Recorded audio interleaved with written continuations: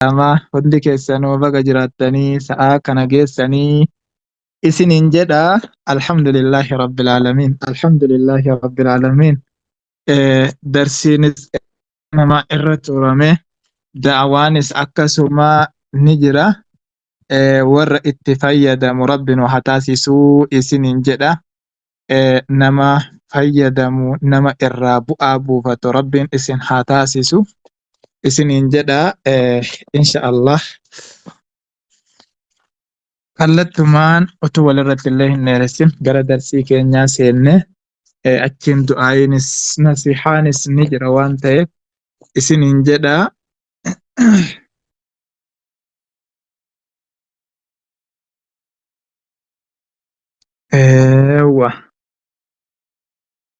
Ni jirtanii mi ofii hundi keessanuu?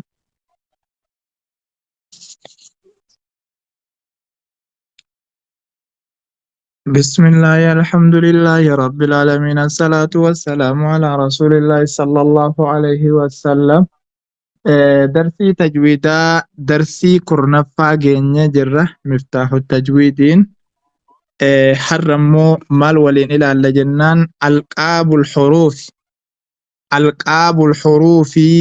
ألقاب حرفي وني ولين إلى لاجتو ألقاب حروفني ولين إلى لاجتو ماليف جناني للحروف ألقاب 10 بحسب التي تخرج منها جدا لا akka logaatti harfiidhaa fi hasaba bakka inni bahu hasaba inni bahuun sana laallee alqaaba meeqa jenneen alqaaba 10 jechu.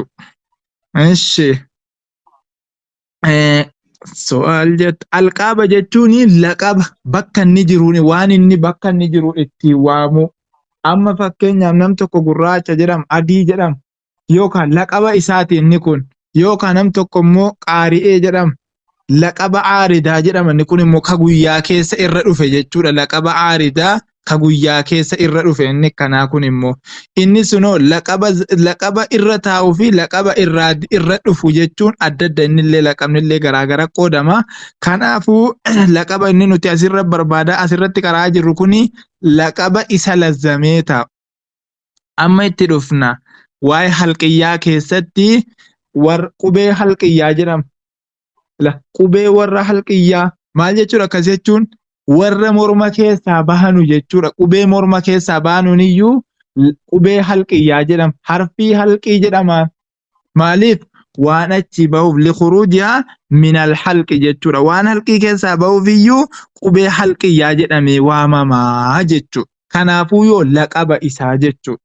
Akkuma nama amma yeroo tokko biyyi isaa kana jedhamee himamu biyyi qubee hamzaa eessarraa ba'a halqiidhaa ba'a. Ayniin eessaa ba'a halqiidhaa ba'a laqaba isaa jechuudha.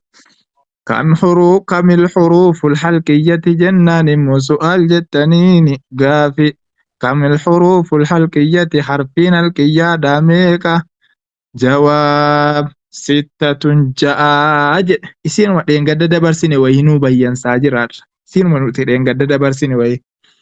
Alhamzatu tokkoffaan immoo hamzaadha. Walhaa'u lammaffaan immoo haa'iidha. Wal'aynu sadaffaan immoo ayniidha. Walhaa'u arfaffaan immoo haa'iidha. Walghaynu shanaffaan immoo ghayniidha. Walkhaa'u ja'affaan immoo khaa'iidha jenna. Dheengadda maaliif qoonnee darbin? Alhamzu wal haa'u aqsal halqi wal aynu wal haa'u wasatal halqi wal ghaynu wal khaa'u adnal halqi jennee dabarsin. Fagoo arrabaa fagoo mormaa walakkaa mormaa dhihoo mormaa jennee dabarsine dheengadda achitti naa qaba. الجوع سيطر عليه سؤال جتني قافيدا لما سميت حلقية حلقية جدمتي مو مالي مقافمت سين حلقية جدمتي مالي مقافمت جنان لخروجها من الحلقي وامر مكيساباتو في قبتين كن جهن وامر مكيساباتو حلقية جنة وامنا جتشو لقب إسي جتشو كم الحروف اللهوية جنان كم الحروف اللهوية لهوية سؤال قافي كم الحروف اللهوية حرف اللهوية ميقا حرف اللهوية ميقا لهوية جتوني يوكاني وان arrabni kuni arrabni biqilaa arrabaa bakka biqilaa arrabaa kanaaniyyuu asii achi ala laalame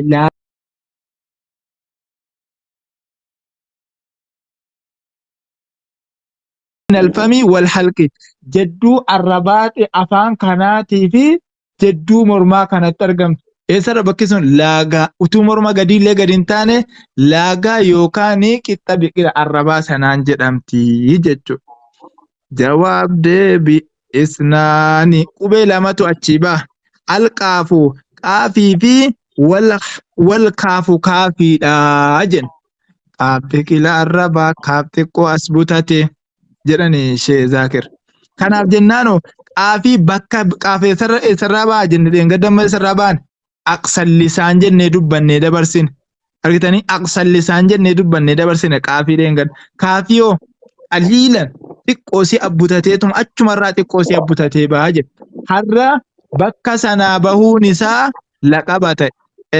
Hasan kanarratti maayikii qaba. Abbaan adumanii qabta.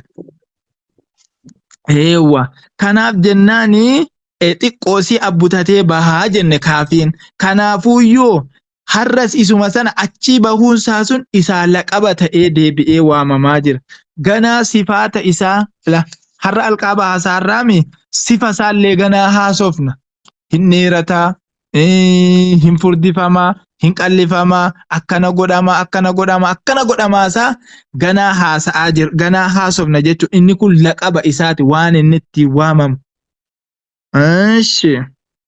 Lima su'aal gaafi lima summiyat lahwiyyatan lahwiyyaa jedhamtee mee maaliin moggaafamtee jedhe lima summiyat maaliin moggaafamtee lahwiyyatan lahwiyyaa jedhamtee maaliin moggaafamte hawaa jedhamtee maaliin moggaafamtee jennaani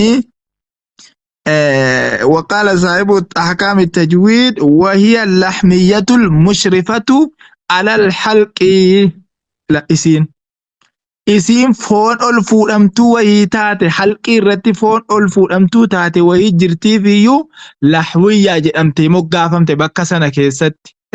Bakka sana keessatti tu waan hin laalama ta'eeti hin laalamu malee gaa. Foon ol fuudhamtuu wayii jirti. Kanaaf isii sanarraa fuudhamtee lahwiyyaa jedhamtee moggaafamte. Eshi abbaan kitaabaa muka jedhu jawaab deebii likuruujihaa minallaahaati.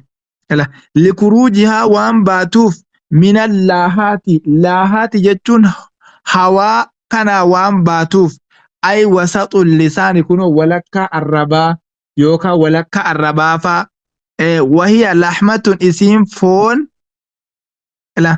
laxmatun foon tuhaadhii aakhira lisaani kunoo tuhaadhii ka muqaabalaa galtuu aakhira jechuun macarrasha allisaani arrabaa minal a'la irra keessarra garachaanu jechuudha hedduma biqila arrabaasan isiidhuma nutti moodee cinqamaara kanaafuu bakka sanaa baatii jedhe wasaxa lisaanaa kan inni itti baanee jedhaa jiru immoo arraba kana bakka sadi qoodeemi wasaxa lisaanaa jira qaccee arrabaa jira garachaan aqsal lisaan jechuu jira wasaxa lisaanii utuu hin taane maalirra taate reesiin kun aqsal lisaan jedhamti turte kanaafuu bakka aakhira lisaanaa minal aala gara oliitti jechuudha malee gara gadiitti gara gadii gara qaccee kana gara oliitti jechuudha bakka iqo jennee bakka waamnu sanaayyuu achii baatii jechuudha kanaafuu achirraa bahuunsii suni laqaba isii yookaan wasfii isiitii jechuudha.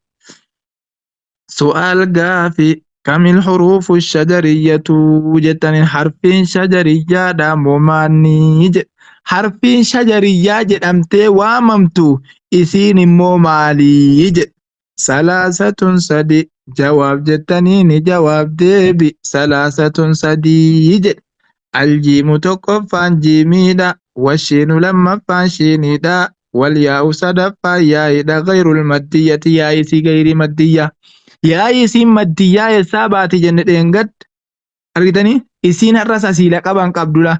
Laqabni yaa'ii gayrii maddiyyaatuyyuu eessa shajariyyaa jedhamtee waamamti. alhamdulillah warrabbiin fayyaasi argitanii shajariyyaa jedhamtee waamti. Isiin maddiyyaa oo shajariyyaan jedhamtu isiin ammas akkuma dheengaddaa jechuudha.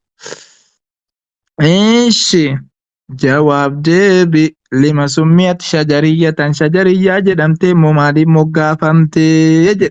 Likhuruujihaa bahuu siitiif min shajaril fami jechuun immoo shajar ish argitanii shajari jechuun walakkaa alfami arrabaatii waan baatuuf wahuwa isiin immoo maa yuhaadhii waan muqaabalaa galu wasaxa lisaani jechuun immoo walakkaa arrabaatiin waan muqaabalaa galuu baati minal hanakil aalaa hanakal aalaarra argitanii minal hanakil aalaa hanakal aalaarra waan isaan muqaabalaa galuu baati. Inni oo shajari jechuun immoo huwa inni min fatxi baniinsa min manxiqil fami kunula dubbannaa afaaniirraa yeroo afaan dubbattu sana afaan bantu sanarraa fuudhamee shajari jedhama. Ash ish aj ij ay i yaa illee yeroo waamtu jechuudha. Isarraa fuudhamee moggaafame. Kanaafiyyuu shajariyyaa jedhame qubee shajariyyaa waan isiin bakka sana keessaa baatuuf shajariyyaa jedhamee moggaafame. Yeroo shinii dubbattu mee afaan kee waliin jedha hin jedhu. Kanaafiyyuu shajariyya jedhame. Kanaa jennaanoo shajariyyaa jedhamte hadha waamamuun isii kun laqaba isiidhaaf ta'e eenyuuf yaa'ii gayrii maddiyyaatii fi jiimii fi shiinii qubee kana sadaniifiyyuu maal taate har'a isiin kun? Isiin kun har'a jara kana sadanii maal taate? Laqaba taate. Maaltu isii shajariyya jechuun kun laqaba taateefi jechuudha. Amma fakkeenyaaf gaafiif deebii irratti kam alqaabu shajariyyati yoo isiniin jedhame alqaabni laqabni shajariyya kam huruufu alqaabi shajariyyati yoo isiniin jedhame maal jettanii deebiftan? Salaasatun sadii. Laqabni harfiin laqaba shajariyyaatii waamamtu meeqa yoo isiniin jedhame? Sadii. Yaa'ii gayrii maddiyyaa jiimii shiinii laqaba jara kana sadaniit. Jara kaan yoo laqaba ta'uu hin dandeessi laqaba ta'uu hin dandeessu jechuudha. Kanaafiyyoo isiin kun laqabni si baramuun barbaachisaadha. Su'aal gaafi kamil huruufu zalaqiyyatii jettanii harfiin zalaqiyyaadha maanni jedhe. Meeqa harfiin zalaqiyyaa jedhamtee waamamtu? Zalaqiyya jechuun xarafa lisaanaa waan yeroo baatu mucucaattuuf zalaqi jedhama. Wazzalaqu xarafu lisaan wa xarafu shafatayn. Zalaqa jechuun kun gara hidhii kan agga dhufne gaamala. Waan arrabninii fi qacceen arrabaatii fi hidhii wajjinii waamu zalaqa jedhama. Yeroo bahu keessatti waan mucucaatu jechuudha. Waan mucucaatee bahu zalaqa jechuun. Jawaab deebi sittatun qubeen immoo zalaqiyyaadha moo jahaa jedhe. Qubeen alqaaba zalaqiyyaatii waamamtu jaha. Alfaa'u tokkoffaan faayidha. Warraa'u walmiimu wannuunu wallaamu walbaa'u. Argitanii qubee kana jahanii jedhe. Qubeen eenyu kam alqaabu huruufi zalaqiyyati. Alqaabni harfii zalaqiyyaa meeqa? Sittatun. Akkasitti deebite gaasiin kun laamii raa'ii faa'ii miimii nuunii baa'ii. Eshi lima summiyat zalaqiyyatan maaliif zalaqiyyaa jedhamtee waamamte jennaan likuruujihaa waan baatuufi min dalqil lisaani washafatii jechuudha. Qaccee arrabaatii fi washafatayni qaccee hidhii lamaaniiti waan baatuufiyyuu zalaqi jedhamtee waamamti. Isin zalaqi jedhamtee kanaa waamamte jedha. Xarafa lisaanaatiin iyyuu zalaqal lisaan washafati hidhiidhaanis akkas jenna. Kanaafiyyuu zalaqi jedhamtee waan waamamtuuf achi baate jechuudha. Waan yeroo baatu keessatti mucucaattee yookaan baatuun iyyuu zalaqi jedhama jechuudha. Akkas egaa kanaafuyyuu alqaabni kun baruunsi barbaachiftuudha isiniin jedha. هذا وصلى الله وسلم على نبينا محمد وعلى آله وصحبه أجمعين. أيوة درسين كن كان فكاتا. haga darsii biraatti walitti deebinutti gaa akkasii isiniin jedha. Maasha Allah tabaarakallah ulfaadhaa galatoomaa isiniin jedha. Ustaad Abu Ubaydaa amma ni bahane akkasii isiniin jedha. Hundi keessanuu achi kaawwadhaa isiniin jedha. Bareechaati irra deddeebi'aati yoo gaafiillee qabaattan gaafii qaba jedhaati. Argitanii? Maaliif yoo dheerataa jiraates ni gabaabsina. Yoo gabaabbataa jiraates ni dheeressina. Dhageessanii? Kanaafiyyuu hamma taate hubataa deemuunis barbaachisaadha. Waan qara'aa jirtanus hordofuun keessan barbaachisaadha. Eenyuun yoo ta'e argitanii? Waan qara'amaa jiru tokko bareechanii hordofuun barbaachisaadha. Maaliifi wannichi kun hin waraabamaa achi isinii kaa'amaa jira, hin laalaartu, hin qo'ataartu, irra deebitanii dhaggeeffataartu. Dhageessanii? Kanaaf jennaan bakka kana keessatti immoo isinis jajjabaachuun barbaachisaadha isiniin jedha. Rabbi nu hundaafuu haa laaffisu. Rabbi isin haa kennu, isin haa badhaasu isiniin jedha. Mee Ummu Ayyuubiin tokko jala kan harka baasaa natti fakkaata. Inshallah ustaazotiin illee kunoo ajjiranii. Inshallah. Assalamualaikum warahmatullahi wabarakatuh. Waalaikum assalam warahmatullahi wabarakatuh.